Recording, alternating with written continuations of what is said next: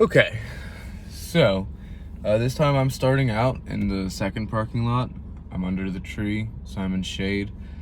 It's pretty cloudy today, so hopefully that'll mean less overheating. I checked my phone before this. It's basically fully charged.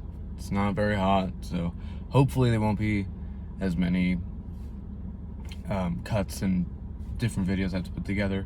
I also don't have a ponytail holder on hand right now. I left it at home, so my full mane's out right now. I haven't washed it in a couple days. I was gonna wash it last night, but I got home.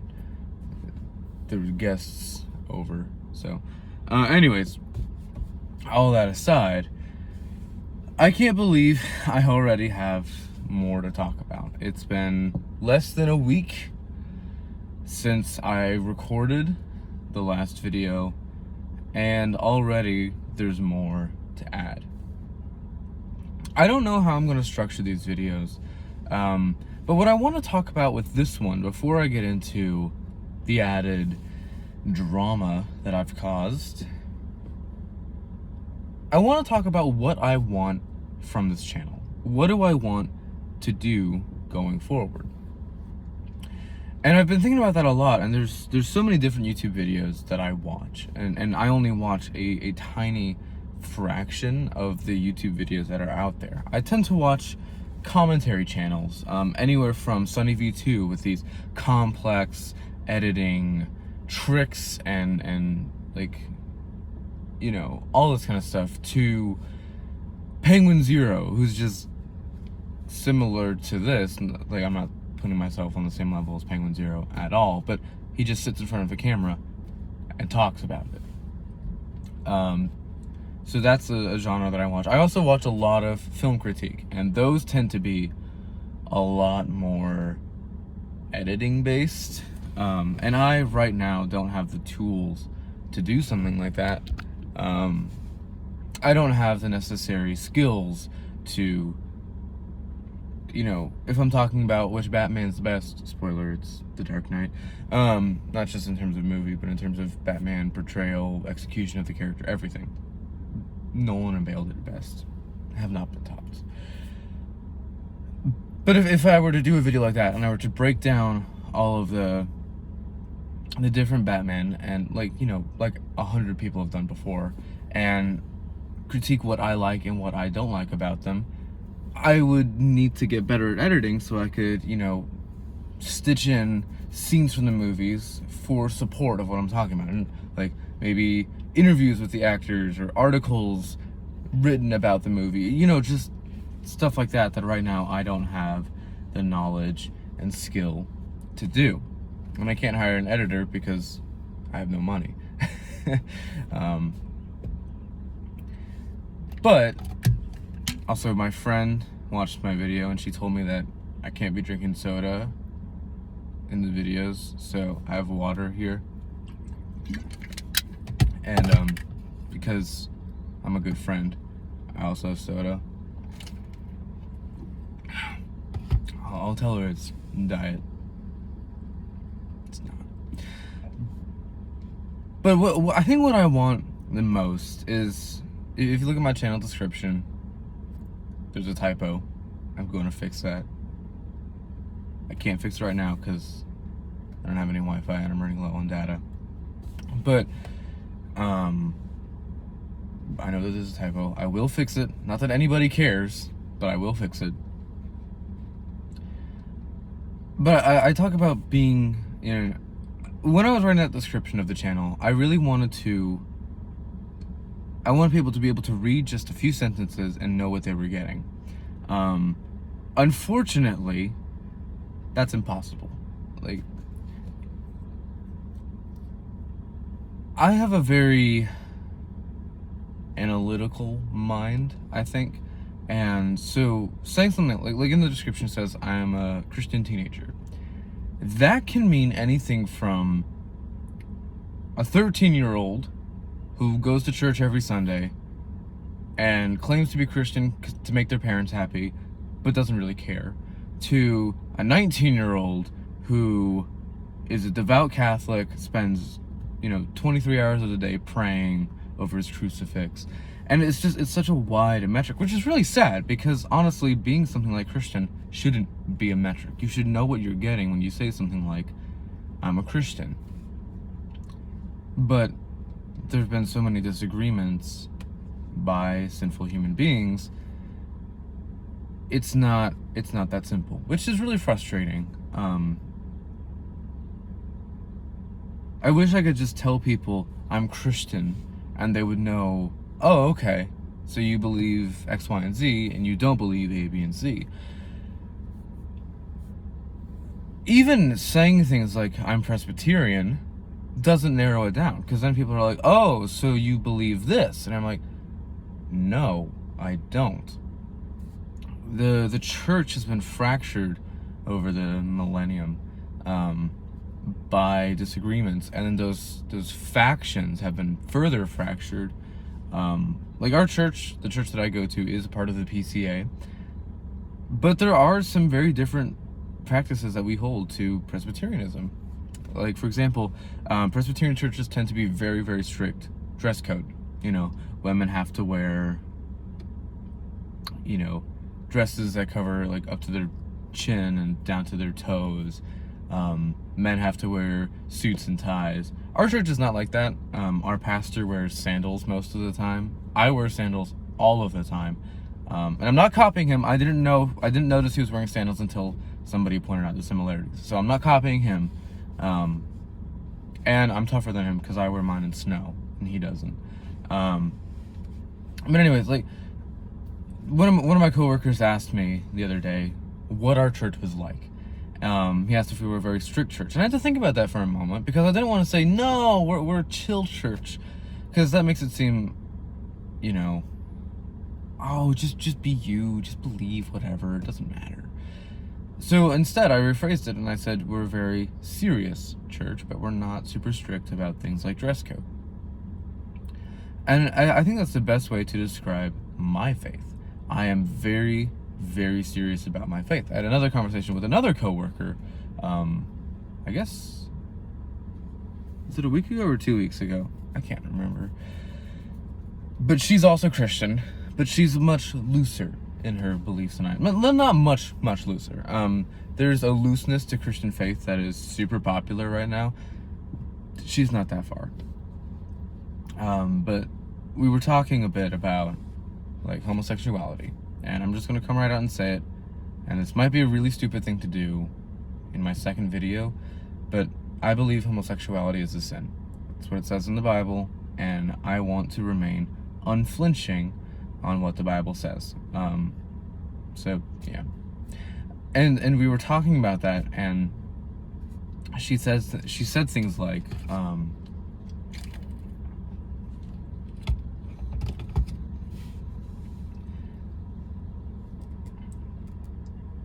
if my kid ever came up to me and was like, Mom, I'm gay, she said that she could never imagine herself casting her kid out or rebuke or like ignoring them, which I completely agree with. I don't know why I'm in this conversation. Right. And one of the things sorry, I lost my train of thought for a second. Like, I forgot what started this and what point I'm trying to make, because I don't want to try and wander too much. But that's one of the things that's really hard about being Christian. I think right now, in this day and age, and especially in this month, saying you're Christian is very challenging, because it can mean, like, some people claim to be Christian and are out there practicing homosexual acts, which is not a Christian thing to do. And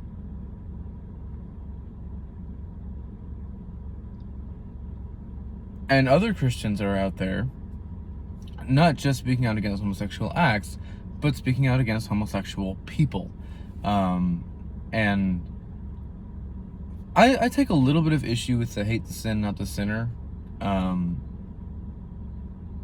phrase, because it's almost putting the blame off of the sinner, which I think is mistaken, because if we're not to blame for our actions, then there's no point in the gospel. But Um,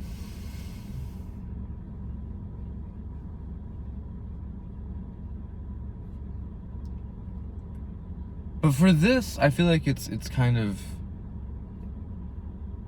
I think it can be a helpful perspective for Christians, because another thing that me and my manager were talking about was when Christians say things like, if you're gay, you're going straight to hell. You know, you can murder, you can swear, you can blaspheme the name of God, but if you're gay, you're going straight to hell. It pushes those people away. And a lot of churches, especially thanks to who's in power right now, tend to exclude the people who need Jesus most. And I take a lot of issue with that phrase, and I'll talk about that a little bit later, I think. The need Jesus most. Actually, screw it, I'll talk about it now. I don't like that phrase because that makes it seem like some people are better off than others. It sounds like you're saying, I got it all figured out, okay? I don't need Jesus that much, but you need Jesus a lot. And I don't like that, because it's not true. It's not true that there are some people that need Jesus more, because that indicates that there are people that need Jesus less. Nobody needs Jesus less than anybody else. Everybody needs Jesus completely. But I think a way to put it could be the people who are farthest from Christ. And churches, instead of bringing those people in and saying, come here, you know, we have healing, they push those people away. I believe that Jesus is the only way to be healed. And if you are not in Christ, you are not healed, and you need healing. There is no other way you can find healing. This is not a Steve Harvey kind of Christian faith. There's many ways to God. This is the way of faith that Jesus himself, I am the way, the truth, and the life. You know, he's the only way.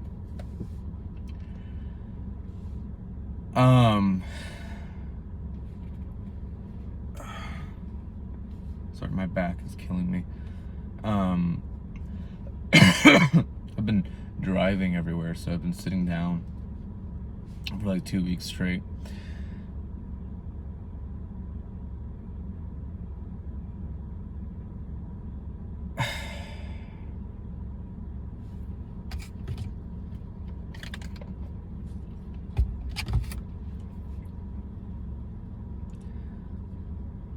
Sorry, where was I? I'm trying to cut down on the awkward pauses this time, because I had to watch my last video on like 3 times speed.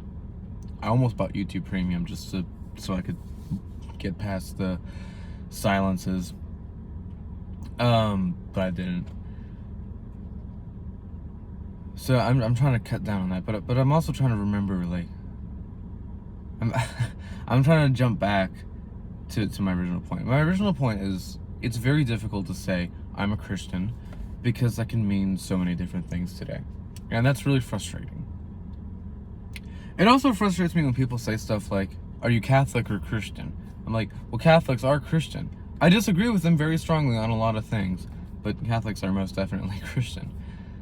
The most important thing that you need to keep in mind when someone claims to be Christian, or what I expect to hear from someone when they claim to be Christian, is the literal meaning of Christian is little Christ. It was meant to be an insult to the early church, but the early Christians loved it so much that they adopted it. The point of being a Christian is to model your life after Christ. And I don't do that perfectly at all. I get angry, I get lustful, I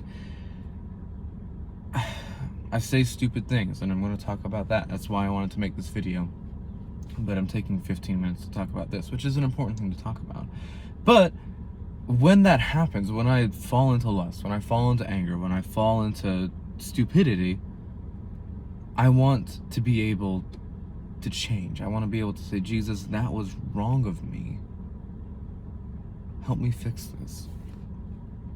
Show me what I'm doing wrong. Expose my heart to my eyes, and help me take the log out of my eye.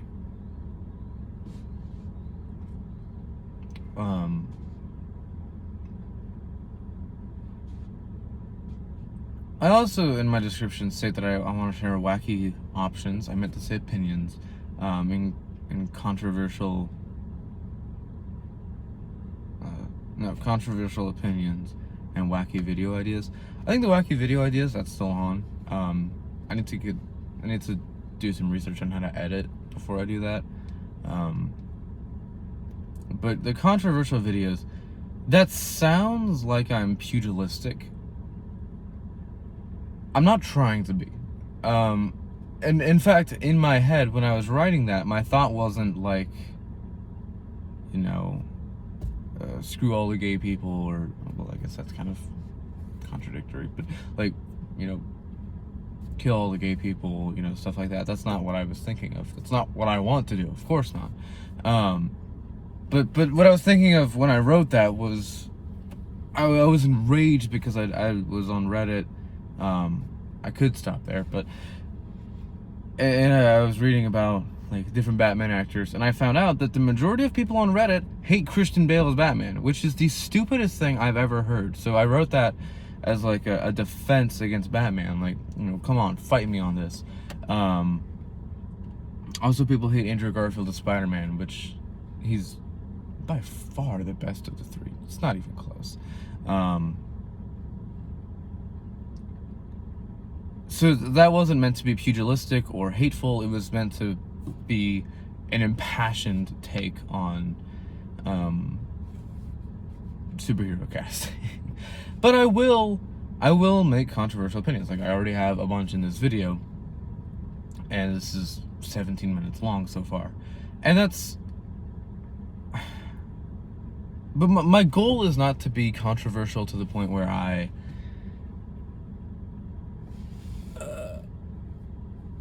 like, some people are controversial just to get views. Some people are controversial just to get angry comments to push engagement. I don't want to do that. The reason I want to share my opinions is just because I want to share my opinions. You know, I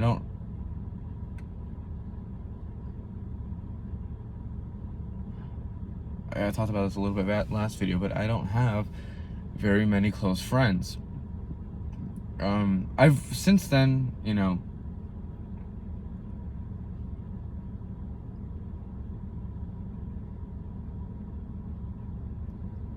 there's been some doors that have opened to me.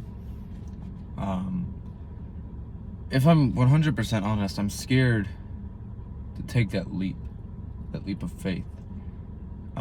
Because my identity for so long has been, I don't have any friends.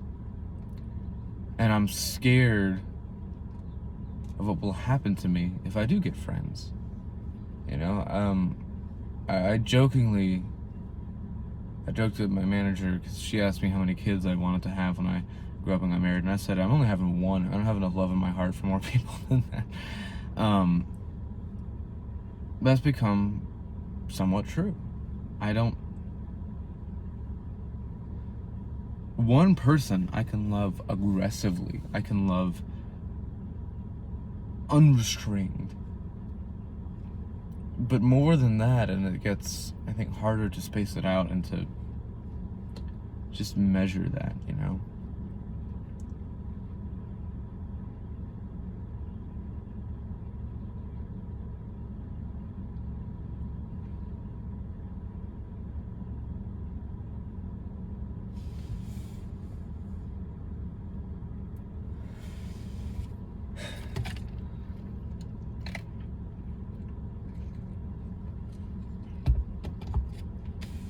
So, all that aside, let's talk about the real point of this video. I think that there was a cutoff there. I'm sorry. I'm trying to keep track of what I'm saying. I should probably start writing a script beforehand, but that feels fabricated to me. Like, I don't have a problem when YouTubers script their videos. And if I'm honest, the big reason is that I'm lazy. But every time in the past that I've written like a draft for a paper or a speech for a class or something, and I've gone up, I end up riffing completely. I end up saying like, what is this? What am I reading? I'm going to change this completely. Very rarely do I ever write something down, with the intention of transferring it to some other medium and actually transfer it to that. So, I don't know. But regardless, let's talk about the real reason why I wanted to make this video. So my last video, I ended it talking about Dolly, who was another co-worker of mine who was very close with Helen and who I'd begun to have feelings for. And I screwed up. I'm completely ashamed of how I acted. I didn't actually approach her in any way, but I was trying, for some ridiculous reason, to force myself into having more feelings for her than I did. I don't know why. The only other time I've really done that is with, I don't remember which one. I think Felicity was the one I talked about, who was with Cassandra in the April Fool's thing, and Felicia was the one who's in the class with me and Lily. I think I have that right. I don't remember. But let's say for the sake of good, it is Felicia, the one that went to the class with me and Lily. I remember forcing myself to like her more than I did, but by the grace of God, two things occurred at the same time. One, I was still completely infatuated with Lily, and I was very reluctant to move on. And two,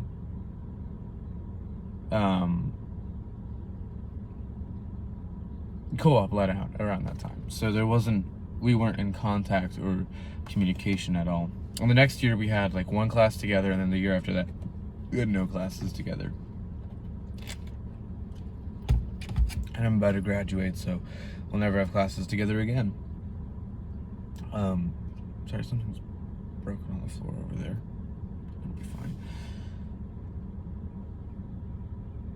But I remember pushing myself, being like, oh, well, I guess I'm done with Lily. Let's move on. And I'm thinking that, no, I'm not done with Lily. I'll never be done with Lily. So, I was battling stupidity with stupidity right there. But it was different with Dolly, because the previous object of my affection, Helen, was an immediate, that door was closed. It was gone, and I wasn't dealing with it anymore. And so it was like my brain was like, I gotta have something to focus on, something to desire. And I chose, sorry, again, I'm not trying to separate me from my actions. I did this. I was the idiot here. I'm not going to try and blame some supernatural force out there for my own mistakes, for my own poor choices. And so what I did was I just kept talking to Helen about Dolly. I kept texting her about her. I kept just being an idiot about the whole thing. And I was talking to one of my work buddies, and I'm about to be promoted to manager, and so he was like, you realize that you can't date her, because then you'd be her boss, right?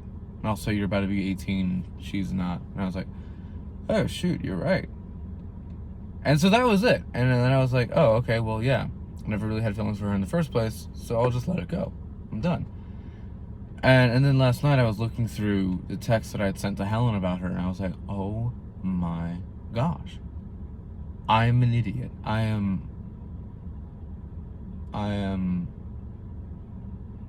think the text that I sent her, the first words of it was, I am so cringe. I'm so sorry. Reading through my texts, a little bit about,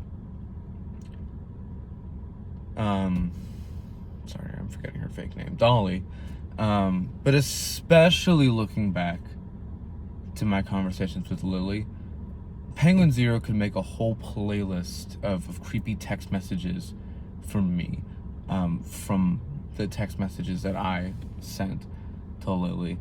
I am so unbelievably embarrassed. Every day that goes by, I think more and more about how horribly I handled everything with Lily.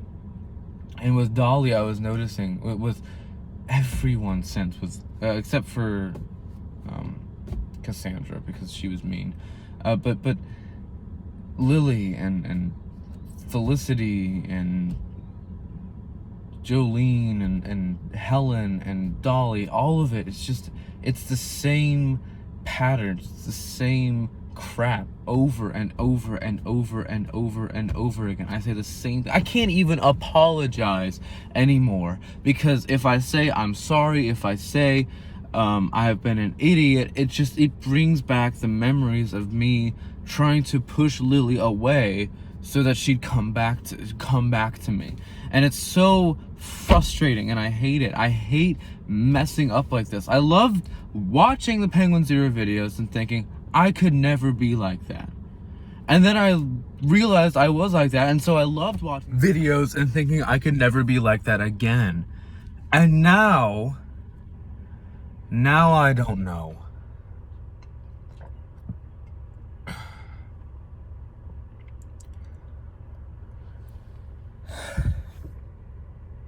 I've tried to change so many times. And I thought I had it figured out 2 weeks ago when I was like, oh, the problem is I'm lonely, so I need to be okay and move on.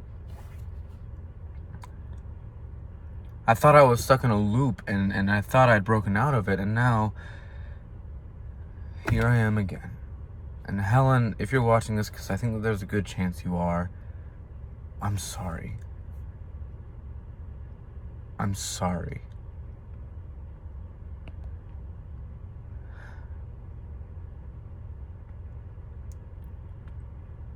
I'm so ashamed. Not just because of what I've done to you, but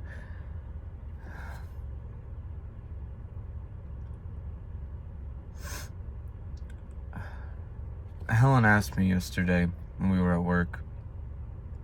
She asked me what my purpose was.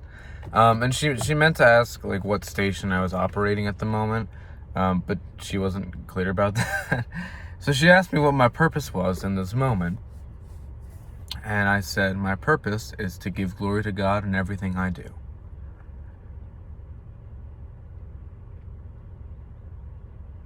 And a part of me was happy for saying that, because for the first time in a long time, I meant it. But at the same time, I wasn't living like I meant it. I was living like my purpose in life was to satisfy myself, was to make myself as earthly happy as I could be.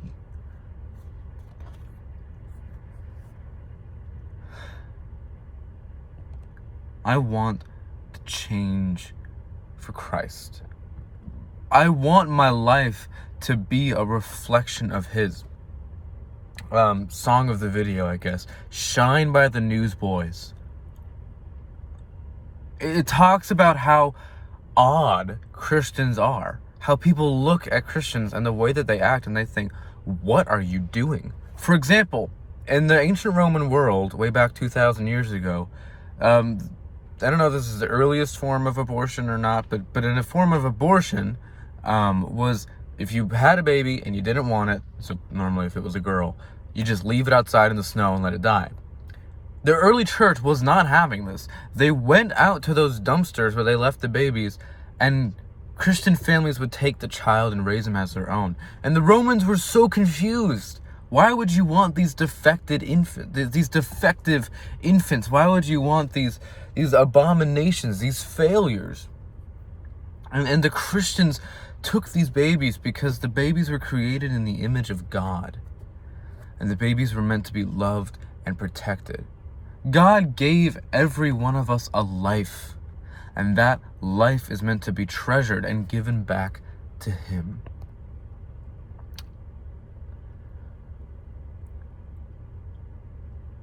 And the song of the Newsboys talks about like how it talks about that in the modern sense of Christians. just being so weird, and not weird in the quirky, not like your other girls kind of weird. Sorry, my toenail broke off. I'm tossing it out the window. But weird in the sense that, why would you sacrifice for that man? One of my favorite metaphors that I've come up with, I like to come up with metaphors because Jesus did, and also because I think I'm okay at it. But people of the world will look at a man, no friends, no family, no money, no nothing, and they'll say, he can't have value still, it's not too late. A Christian should look at that man and say, that man has just as much value as I do. And the world will look at someone like Mr. Beast or Cristiano Ronaldo and be like, that man has more value than any one of us. That man needs to be protected at all costs. Maybe it's because he's got money, fame, maybe it's because he's nice, doesn't matter. A Christian should look at a man like that and say, he has just as much worth as I do. Because God doesn't care about your money or your success or how muscular you are. What God cares about is your heart. And as you become more and more Christian, the realization should not be, my heart is better than yours, therefore I am more worthy than you.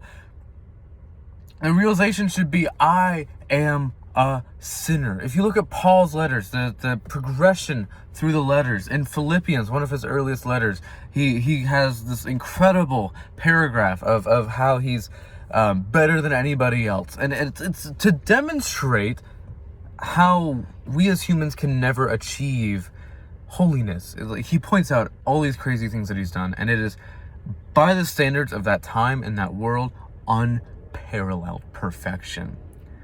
And then in 2 Timothy, the last letter he wrote before he was executed, he calls himself the chief of sinners, the worst of sinners. As your life goes on, you start out as a Christian recognizing your depravity, recognizing you are sinful. But as your life goes on, you should not become more and more confident in yourself, but instead more and more astounded that Jesus would give his life for you. That is the life of the Christian. That is the Christian walk. The Christian walk is not a walk of prayer and like sacrifices.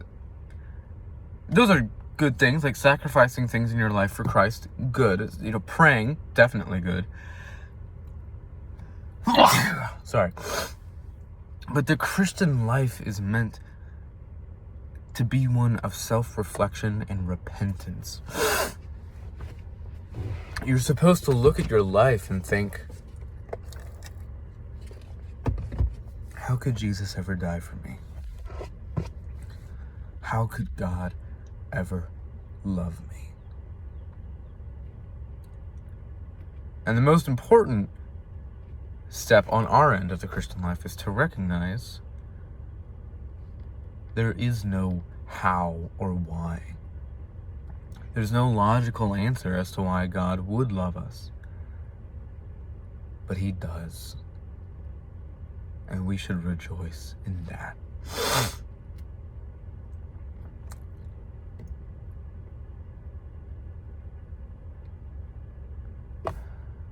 I am ashamed of my actions.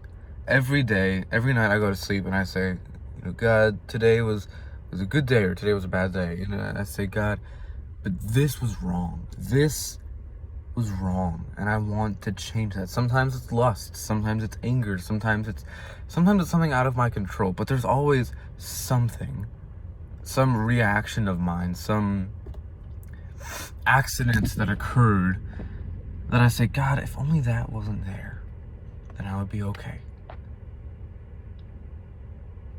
Bullcrap! That is so selfish of me to assume that. If this one part of my life was changed, God, everything would be perfect. If this one part of my life were different, then everything would be okay. Bull crap! After I conquer lust, because I know I will, and I will never conquer it completely. Not until Jesus returns or calls me home. But after I beat it, or after I beat a certain sin, there's always going to be something more. One of my dad's favorite quotes from the Narnia books is in the third one, my favorite Narnia book, The Horse and His Boy. And it says, it's something like, I think the main character's name is Shasta, but he hadn't realized yet that after every good deed was not rest, but another harder deed to complete. And it's just such a clear picture of the Christian life. You know, once you win one battle, well, that's not it. You don't get to rest. You gotta get your armor on for the next one. And I think a lot of Christians feel frustrated. I feel frustrated because we're like, why is there this constant battle? God, I don't have the strength for this. Yes, you don't. That's the point. We rely on ourselves to get things done, to beat the battles, but we don't have the strength, and we were never meant to. Our strength, our power, our determination does not come from ourselves. It is a gift of God. It is a blessing that He bestows upon us. This video is not going to be as long as the other one, but it's still a pretty decently long video. I think that's pretty much all I had to say. What I want for this one is, right now I am lost in my selfishness. I am lost in looking at my life and saying, God, I don't have a girlfriend. God, I don't have a best friend. And if I look around, I have plenty of friends. Like Cassandra and Felicity were mad at me for a time, but they have insisted on planning my graduation party and making sure I show up. Two of my friends from work have both extended invitations to, like, if they're ever free, it's okay for, you know, if I want to call them up and be like, hey, you want to hang out for an afternoon or something, they're open to it. Like, and above all of that, I have the audacity to say, God, I need more, when I've been given everything. Because I have been given God. The other day I was dropping my brother off at school. And I was taking the highway back home. And I had added a song on my playlist the night before, but I hadn't listened to it yet. And it's called You Said I Am by the Gospel Coalition. But it's sung by Shane and Shane, who's one of my pastor's favorite artists. And it was just, like, I was listening to the song and I was like, this is it's a fine song. For whatever reason, I wasn't in a good mood that morning. I don't remember what had happened, but I was not feeling great. And then came the final, I don't know what this is called. I haven't watched a lot of, videos about music in a while, so I don't know exactly what this is called. I was talking about this, I think, last video. I was like, you got verse, chorus, chorus. Maybe that was last video, maybe that was to myself, I don't remember. But there's like this end part that's not part of the verse, chorus, bridge, chorus kind of rhythm. And it is so... I broke down in tears listening to this song. I haven't cried in months, and this song crushed me. I was just sobbing to myself as I was driving home, because the lyrics were gorgeous. They were saying things like, before creation was, before you breathed on the dust, you are the great I am. I don't just worship a God who's kind of powerful. I worship the only God, the ancient God who loves me as not just loves me like you love your neighbor, like you shake your hands with neighbor Tom in the morning, but no, he loves me as his child. And he gives me according to his great riches, not out of his great riches, not a bit of his great riches, but according to his great riches. And I have the audacity to look at that and say, God, I want more. I don't have enough. So what I want the takeaway to be from this is, look at your life. Look at what you're unhappy with. And it's okay to be unhappy. It's fine to be unhappy. You know, I think Psalm 88 is perfect proof of this. We were talking about this in Sunday school. Psalm 88 is the only psalm that does not end in praise. Every other psalm ends in praise, even the laments. But Psalm 88, the last word of the psalm in the ESV is darkness. My only friend is darkness. It is a depressing, sad psalm, but it's one that indicates that God knows our fears, and He's okay with us being sad. He's okay with us being angry. The gospel never asks you to shut down your emotions, to close off yourself. So many Christians believe that way. So many Christians live that way, and it's so disheartening to see. Sorrow is not a sin. It's a result of sin. It is not a sin to be sad. It is not a sin to say, God, where are you?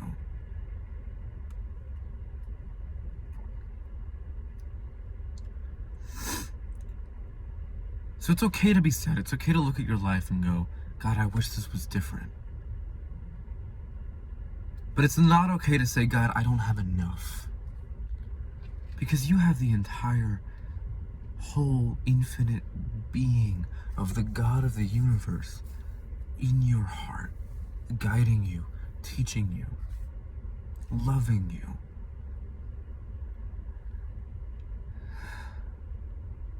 I struggle with a lot of things. But I want this to be something I don't struggle with. I want to trust the Lord my God to protect me and cherish me. He stood before creation and He'll stand long after it. The only difference is I will be by His side with the entire congregation of the heavenly host.